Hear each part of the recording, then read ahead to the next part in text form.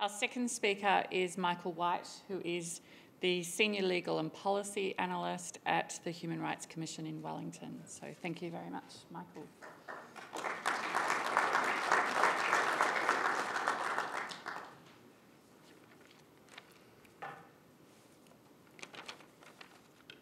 Well, thank you for that kind introduction, and thank you to the organisers for the opportunity to speak this evening. Now, what I want to do in the 10 minutes that I have with you this evening is to provide some reflections on current immigration and refugee law, policy and practice, and to provide those reflections through the lens of the Magna Carta. And in doing so, I'm going to look at the specifics of the Magna Carta and also the principles that underpin that important document. So first of all, what does the Magna Carta say about immigration? If we look at Article 42, it states, "It shall be lawful to any person for the future to go out of our kingdom and to return safely and securely by land or by water, saving his allegiance to us, unless it be in the time of war for some short space, for the common good of the kingdom, accepting prisoners and outlaws according to the laws of the land and of the people of the nation at war against us, and merchants, both foreign or local, who shall be treated as it is said above." Now, when I reflect on chapter 42, there's two things that strike me immediately. And the first thing is that we see that the right to leave and the right to return can be limited in certain circumstances, and in this case, in times of war, for a short period of time, for the common good of the kingdom. Now, the principle of such limitations on rights has been translated into contemporary international human rights law, where very, very few rights are absolute, and most can be restricted in certain circumstances. The restrictions in contemporary human rights law are broader than just in times of war, but the test is more nuanced and a careful balancing exercise is required. As a general principle, permissible limitations and restrictions must constitute an exception to the rule and must be kept to the minimum necessary to pursue the legitimate aim of safeguarding other human rights. Necessary means that any proposed restriction is pursuant to that legitimate aim, is proportionate to that legitimate aim, and is no more restrictive than is required to achieve that. This test, of course, has been codified in New Zealand's own Bill of Rights Act through Section 5. Now, the second thing that strikes me when looking at Chapter 42 is the scope of the right itself. Chapter 42 refers to leaving and returning. It also extends to both local and foreign merchants. Now, this is in stark contrast to subsequent human rights instruments where the right to free movement is codified, the Universal Declaration of Human Rights and the International Covenant on Civil and Political Rights.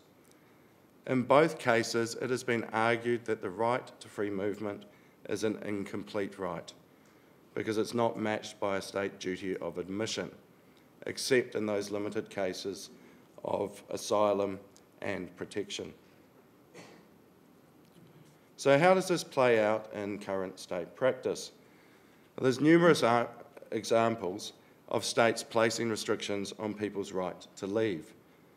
Now, the most recent that we've seen play out here in New Zealand is through the passage of the Countering Terrorist Fighters Legislation Bill. Now, that bill amended the Passports Act to allow a minister to refuse to issue a passport on the grounds of national security if he or she believed that the person was a danger to another country and there were no other means of mitigating that danger.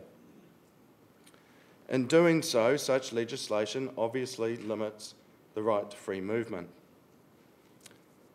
In that particular case, the limit on the right may be justified because it's prescribed by law, it is deemed necessary to protect national security, and it does so in a way which infringes the right as little as possible, only where there is no other means to mitigate the risk. In other cases, the balance may not be so easily reached. For example, it is generally accepted that a state may discriminate in its immigration policy. In other words, if a state does not want to admit people from a particular country at a particular time, they don't have to. New Zealand follows this approach. In fact, Section 392 of the Immigration Act expressly removes the content and scope of immigration regulations and instructions from the ambit of the Human Rights Act. While the principle of sovereignty may justify a state determining who may enter and remain within its borders, it seems to me that such an approach is at odds with the principle of equality in the Magna Carta and clearly at odds with Chapter 42, which guaranteed to foreign merchants the right to come to England, to stay in England, and to go through England. This begs the question, remembering that the Magna Carta is a living document, as to whether, in an increasingly globalised world and economy, it is time to reconsider the application of the principles of the Magna Carta to contemporary immigration policy. Now I just want to take a moment to paint a picture for you. People are being held in detention. People are being held in detention indefinitely because they potentially pose a risk to security. These same people are unable to challenge secret evidence against them. These same people are victims of cruel, inhumane treatment and in some cases torture. And they're unable to seek redress or demand accountability. The people I am speaking about are asylum seekers who are fleeing persecution and trying to find safe haven, and instead find themselves detained indefinitely in many countries around the world. So what would the Magna Carta say about this? Chapter 39, which I'm sure you've heard many times, to no one deny or delay right of justice. Tom Bingham once reflected on chapter 39, saying, even in translation, the terms of chapters 39 and 40 have the power to make the blood race.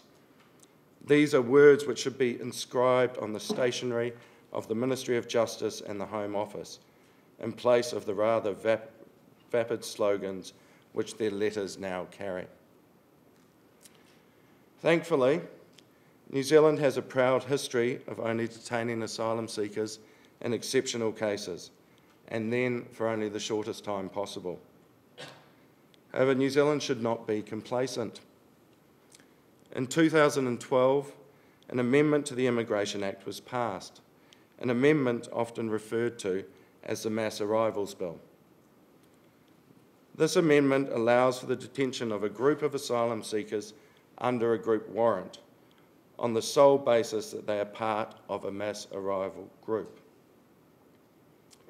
While there remain differing views between government and commentators on the legality of these provisions in international law, what is clear is that due process and natural justice rights are engaged. The question will be how these provisions are implemented in practice, if they ever are, and whether this achieves the right balance. Furthermore, the Immigration Act 2009 anticipates a number of situations where decisions may be made based on classified information.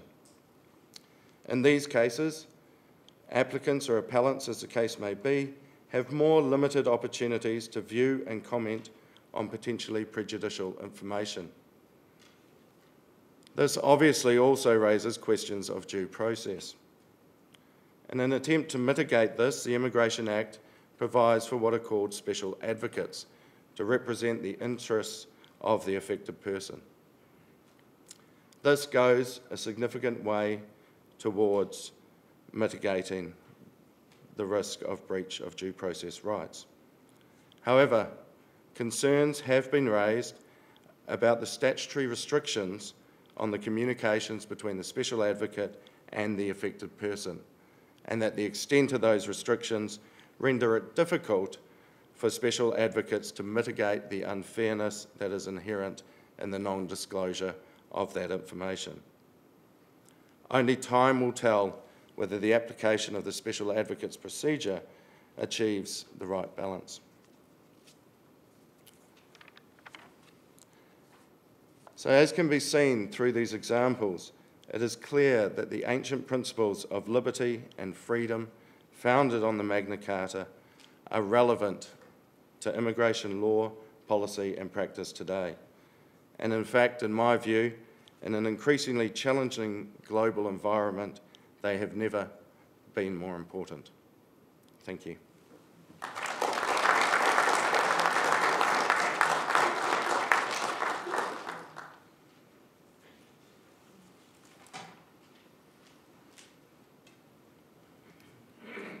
Thank you very much, Michael.